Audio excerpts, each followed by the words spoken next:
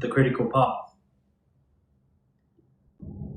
The critical path is the longest path from start to finish, and any delay along this path will cause delay for the entire project.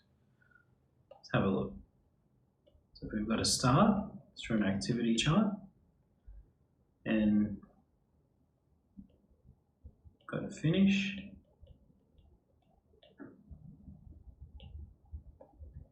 And we've got activity A, which takes 1 minute, activity B, which takes 2 minutes, and activity C, which takes 3 minutes.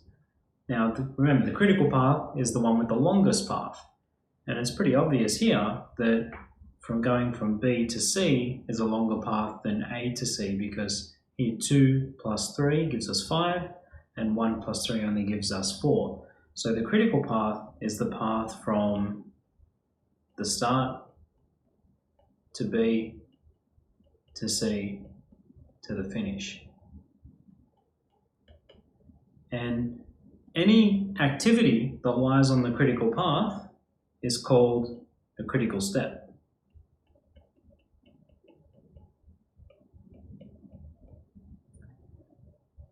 We also have something called the float time. And the float time is going to be your latest starting time minus your earliest start time. And what this means is that the float time is actually the amount of time you can delay that task without delaying the project. Okay, let's have a look at a bit more of a complicated example.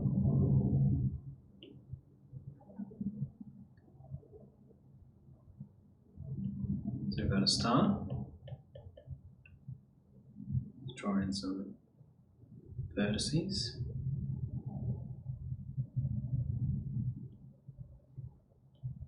We've got our finish. And every vertex is going to have our earliest start time and latest finishing time.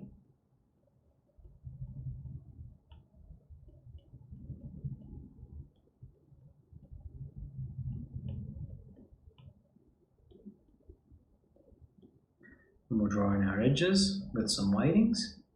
So here we've got activity A, which is going to take 3 minutes.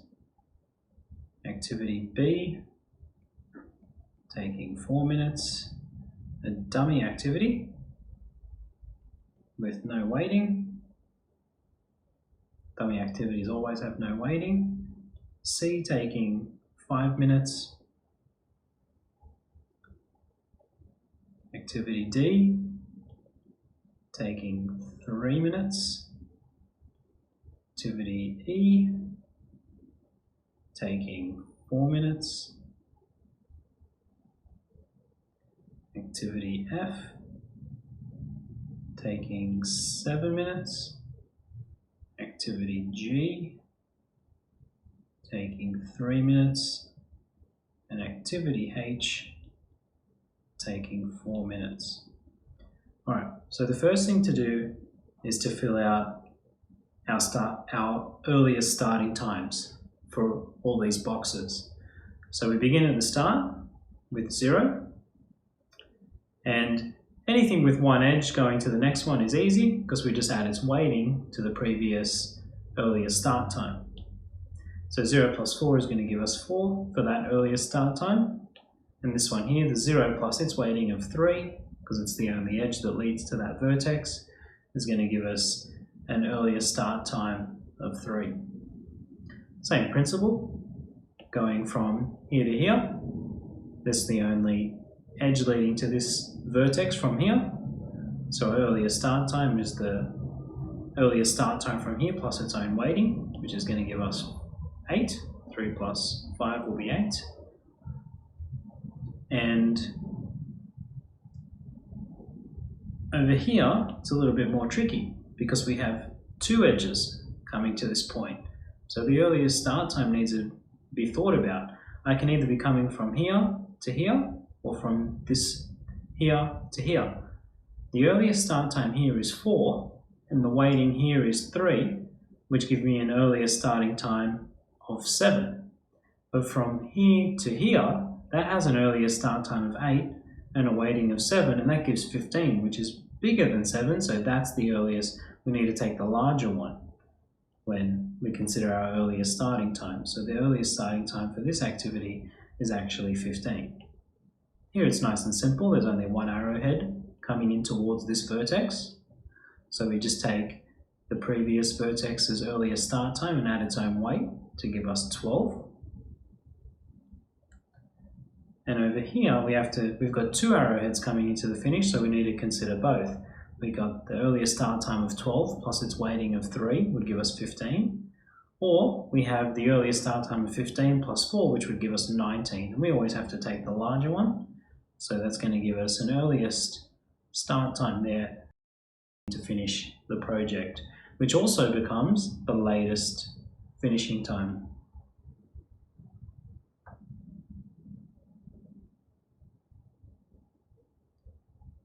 And now we work backwards through here to get all our latest finishing times.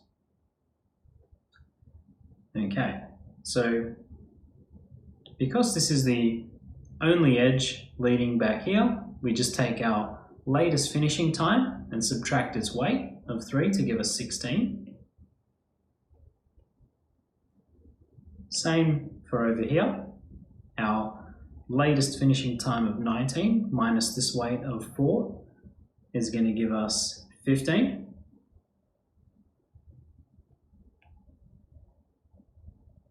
But when we get to here, we have to consider coming from this direction and this direction. So we can either do 16 minus 4 to give us 12, or 15 minus 7 to give us 8. And we always have to take the minimum one. So 8 becomes the latest finishing time there. Going from here to here, we've only got one edge to consider, so we can do our latest finishing time minus our weight to give us 3. And over here, we've only got one edge leading back here because the dummy activity has a weight of 0. So we can do our latest finishing time minus the weight, so 15 minus 3 to give us 12. And coming back to the start, we have to consider both. And we've got 12 minus 4, which is 8, or 3 minus 3, which is 0. And we have to take the minimum one, which is 0. And we know we've done it right because we've got 0 back there for the latest finishing time at our start. Now, how do we know where the critical path is? Well, to do this, you're best making a table with everything we know so far. So we're going to have our activities across. So we've got activity A, B, C, D, E, F, G, and H. We're going to put the earliest start time, the latest finishing time, the weights, the latest start time, and the float time for every activity. Now, the earliest start time for each activity, we can read off our activity chart. So the earliest start time for both A and B is 0 because they begin there. The earliest start time for C is 3. For D, it's 4. For E, it's 8. For F, it's 8 because they both come off this vertex here.